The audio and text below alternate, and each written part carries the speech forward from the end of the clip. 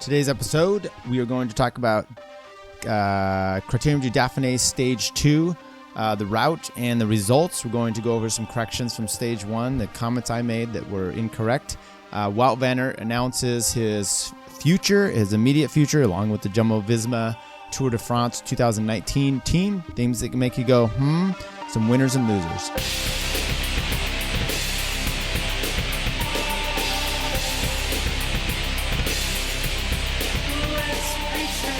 All right, everybody, welcome to the Between Two Wheels podcast. This is episode 124. I'm your host, Tyler Janke.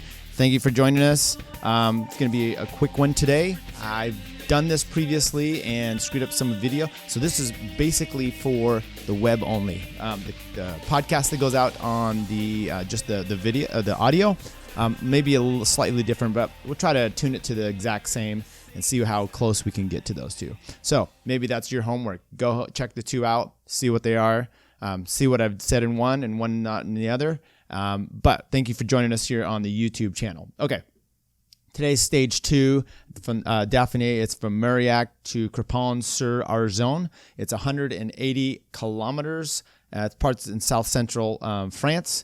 And let's just go a little bit of kind of what the start and finish cities are like here. So in Mauriac, it's built on a slope of a volcano hill, has a medieval church, and the buildings of an old abbey now used as public offices and dwellings. The town owes its origin to the abbey, which originated from a 6th century foundation.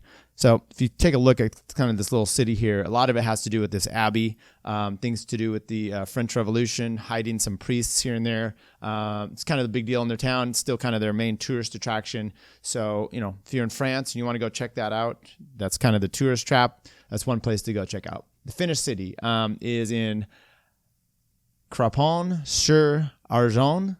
It's since 1993, just a little known fact about it. Crépin-sur-Arzon has hosted a large country music festival. It's among the largest in Europe. Every year, it's the last weekend of July. So what I would say to that is, if you are in France, maybe for the Tour de France, and you want to go check out, and you're a country music fan, you want to see what country music's all about in France, their version of it, maybe go check this out. It might be worth your while. Okay, so today's race. I would call it extremely hilly. It's got, 8 categorized climbs, no Cat 1s, no HC categories. And check in last episode, 123, I kind of went over what the categorized climbs are and how the tour directors, and for this one, how they come up to that. And anyway, so there's a lot of these punchy things. Look, the weather out there today was really bad. It was cold. Guys were shaking cold at the finish. The winner was. When they were interviewing him, it was wet as well, which also reminds me, if you've ever watched the race today, you go, hey, are those fenders on some of the riders? Well, there's also data that they put, a little data, like a 4 or 5 inch data signal broadcast right under their seat post. And so it looks kind of like a fender, but some of the guys actually had fenders. There's ones that attach right in the top of the seat post, a little plastic thing.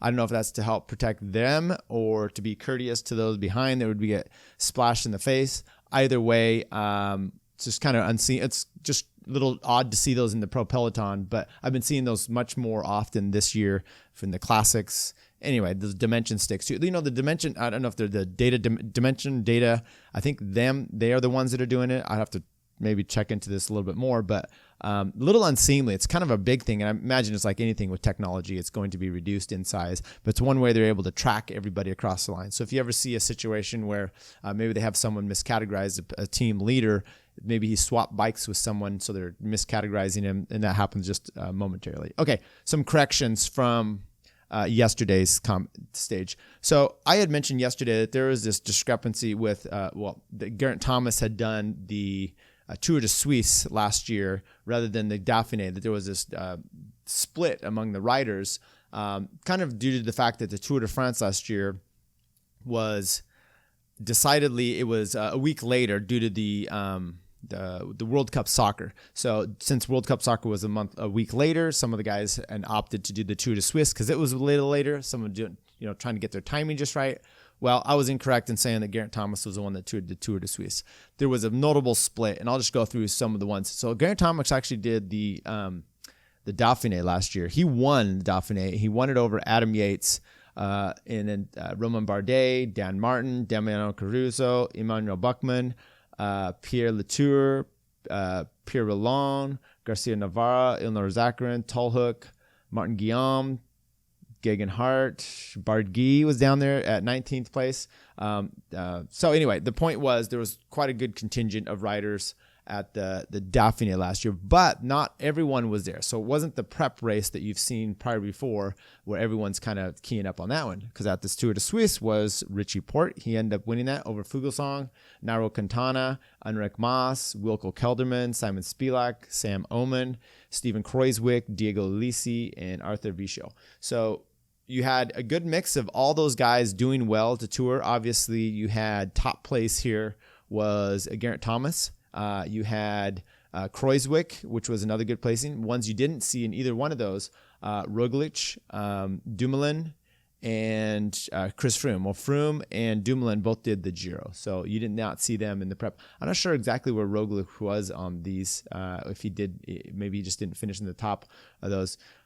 Actually, I'll have to check that out to see what the situation was. Okay, so let's go to today's stage. By the way, we don't know if Geraint Thomas, I imagine he's doing the Tour de Suisse, so there's a little flop this year. Roglic has been announced that he's not doing the Giro. We'll talk about that in a little bit.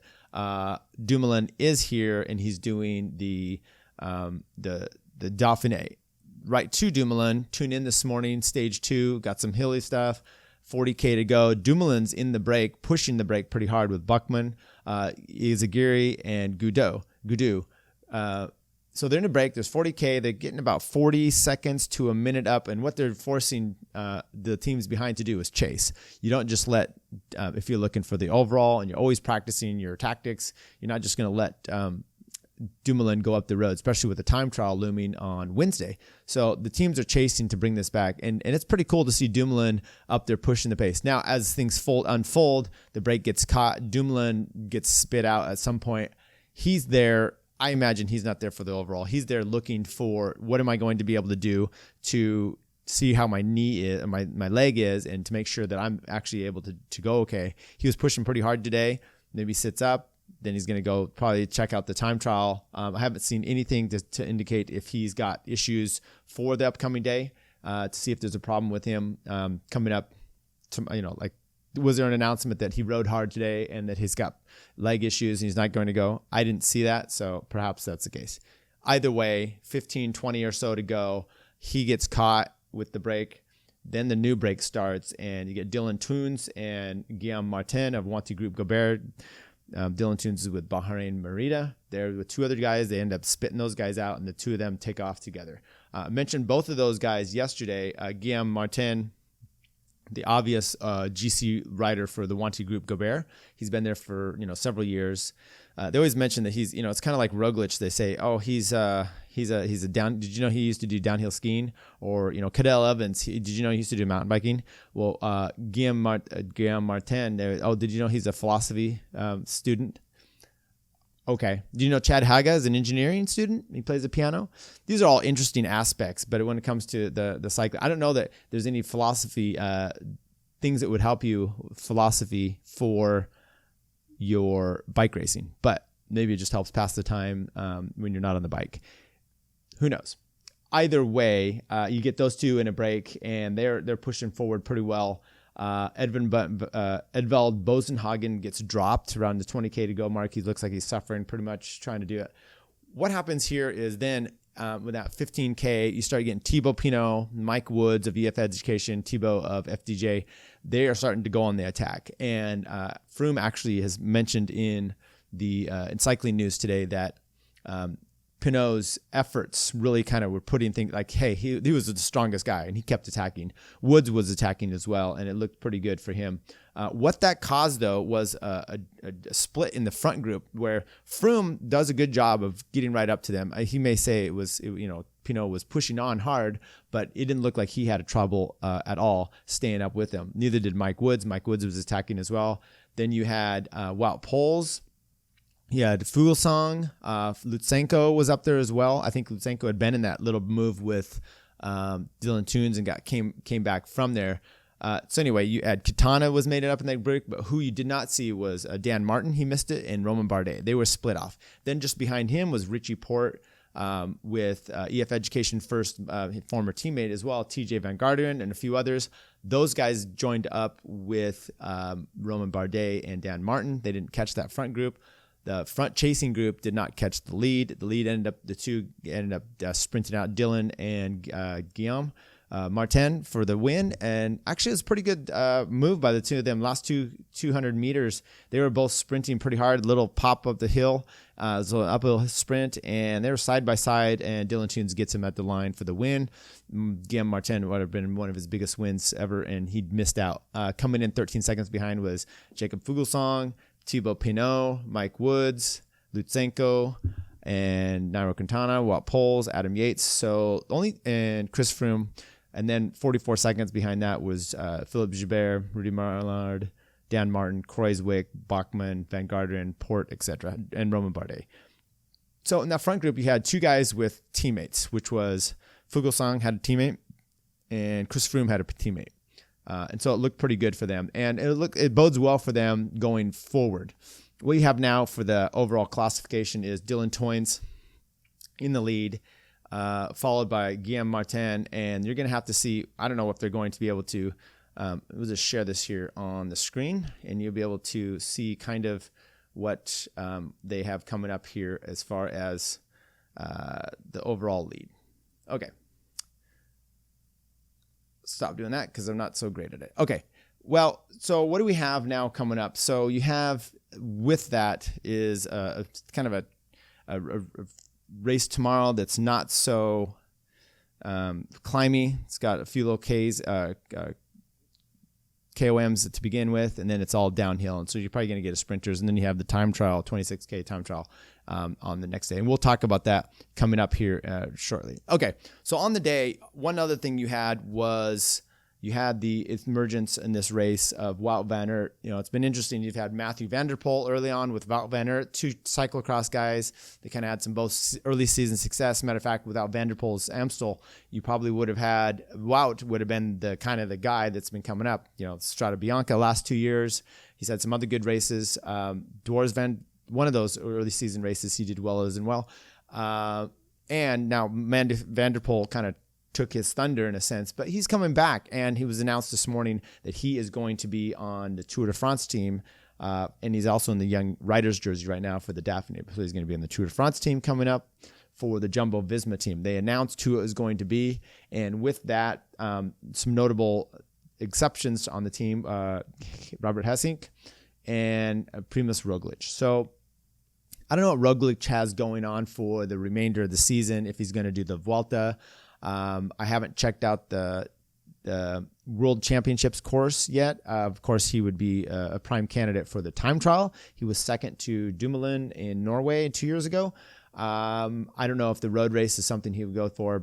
So took a gamble this year to go to the Giro, and to some degree, it looks like it wasn't the success they had hoped for, which was a win, but it was still a third place, and there's a lot they can learn from there. Matter of fact, there was an article out today, Roglič is saying that they did learn a lot from it. Other teams were kind of gunning for them, and he was also mentioning that he was quite injured from his crash into the barriers, which makes sense. You don't get to just smash into a barrier going, 30 plus and not have it affect your body at some sort. Matter of fact, anytime there's any kind of inflammation, it's going to affect it a little bit. And then what extremes they put their bodies under in these grand tours, just in general, is going to have a problem. So I could see, and I had mentioned that on my Giro Roundup show, how I thought maybe his injuries had led to it. But, everyone's had something, and there's always this element of luck to get you through these races to make sure that you are able to, basically finish them off. And it's not always the ability to do so as easy as what you'd think.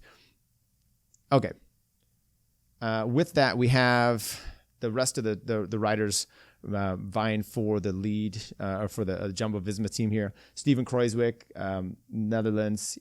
He is their obvious. Just read the list here. Steven Kreuzwick, Dylan Groenewegen, Wout van Aert, George Bennett, Laurens de Plus, Tony Martin, Mike Tunissen, and Amund Janssen. So one Norwegian. I mean, you brought their Norwegian. It's whatever. So with this list here, you have kind of a mix. You have Steven Kruijswijk is the obvious GC rider. That's who they're going for in the tour. Had a good tour last year. George Bennett, very good climber. He might be the guy too going, he's kind of had some flashes of brilliance for the Tour de France, but he's still not quite at that level. Laurens de Plus can climb as well. But then you kind of have this other mix because they have Groenewegen, who's one of the best sprinters in the game. Man, he's young. He's only 25. And with him, you're going to have Wout Van Aert, Tony Martin, very good guy for the flats, and then Tennyson and Janssen to help as well. So you have a mix here. Their DS last year, Director Sportif last year, mentioned specifically that they are in a situation where it's tough for them to pick to go to the tour in a sense because they have such a good sprinter. And so you're kind of stretching the team in two different directions here. You're just splitting them down the middle and you have such a good sprinter, but yet you're able to get guys in the top three. So it's a tough bet. And then since the UCI in the races have decided to cut teams down by a rider, it's just you're one more person that you don't have to pick from that could be going to the tour. And personally, I'm disappointed in the size of reducing the size of the teams.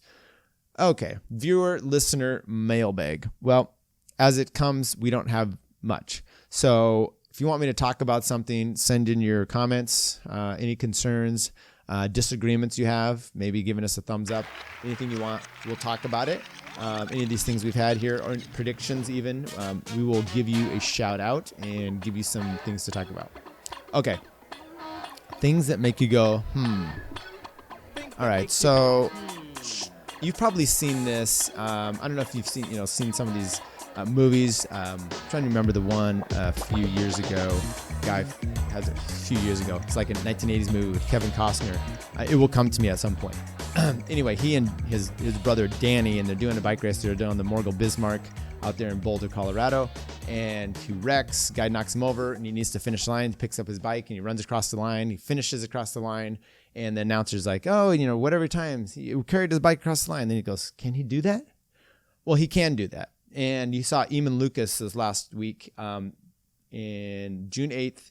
He was in a race in Belgium. He's a rider that's from the Bay Area here in California, Northern California. And he's been over in Belgium racing this year. And he was in the breakaway. And they came down to the finish. It was like 200 meters or so. Comes around a corner, I guess, and wrecks out. And with that, trashed his bike. He gets up. He wanted to finish in the top 10 still, so he was concerned. So he just hands his bike to a spectator and runs across the line. And so you see the videos. He's just cruising across like he's out in the middle of nowhere, running with his little shoes, and he has no bike with him, like Forrest Gump. He looks like Forrest Gump running there. So the question I immediately said, I thought you had to have the bike with you. That's always the thing. And the race jury had said, no, he was fine. And he got his top 10 the next day or two. He ends up winning the race. So good for him. So I checked into this, and there's a UCI rule. The rider may cross the finish line on foot, provided that he or she has his or her bicycle with him. So this race was a UCI 1.12B non-professional race, which means that the rule should have been applied. However, the race jury opted to overrule the governing body on this issue. You've seen this several times. You saw it with TJ Van Garderen in the Tour of California. The jury took a weird stance. The Giro d'Italia with Lopez, they took a weird stance with him striking a spectator. And that one is similar to this, where it's pretty cut and dry. Like especially the Lopez one, I think that one is what we'd call strict liability, where it doesn't matter the context. It's just it's done and over as stated on the rule. Where if you strike anybody that's non-participant in the race in an aggressive manner, which means basically a fan, which is what Lopez did, you should be expelled immediately. No ifs, buts about it. I'm not disappointed necessarily with that ruling. I get what they did, but they just going across from that, you're putting a weird precedent in place. And we've talked about that. I talked about that in the Joe Roundup. Anyway, it looks like this to me was another one of those rulings. I don't know if it's a lower level race. I don't really care. It was cool to see. Personally though, you saw this with Froome. Why are you not just picking up your bike and going? I don't know why you don't grab the bike, just run with it. He's running down the road full sprint. It was almost more dangerous running in those cycling shoes on Belgian streets than maybe trying to ride your bike that's broken too. I don't know, but anyway, good luck. Good job for Eamon Lucas, and congratulations, you finally got your win there, which is going for. And the reality is, we've talked about weird things in cycling, and I'm a stickler on some of these rules. It's perfectly fine because that's kind of the way society can justify run itself. But with that said, I also like to see interesting things that attract you to cycling and that are not so stupid. I don't know. I also don't want to see any publicity is good publicity. Well, yes and no. I mean, you don't want it to be a joke either. I don't know if this is a joke. I'm glad to see Eamon Lucas get a win. But next time, maybe just grab that bike when you come across the line. Okay, just as kind of a side note before I get to the winners and losers. I am not going to be able to post anything out, I imagine. Tomorrow, I've got to go in for some medical treatments. This has to do with the heart issue that I had last year, some follow-up, just doing some, and I'll give you a full rundown of that after it happens. Assuming I come through it. I don't expect anything, but it's kind of a major procedure. So anyway, I'll be out for a little while off the bike for maybe a week, and look, due to work, family, this issue, maybe I'll be able to get more content out because I'm not going to be actually doing any bike riding. Although if you ever look at my Strava, check that out if you want. I'm around 4 or 5 hours a week anyway. So look, if I'm beating you in a race and you're training hard, that's on you, and that's a little sad. But I'm not beating a lot of people, so don't worry. That one guy that I do beat. Okay, some winners and losers. Look, the Criterium du Dauphine is a good indicator, that and the Tour de Suisse, of kind of who is coming to the fore and who is ready for the Tour. Obviously, there can be some, Richie Porte today losing 30 seconds or so. I don't think that's so bad, especially the situation, bad weather, it's cold.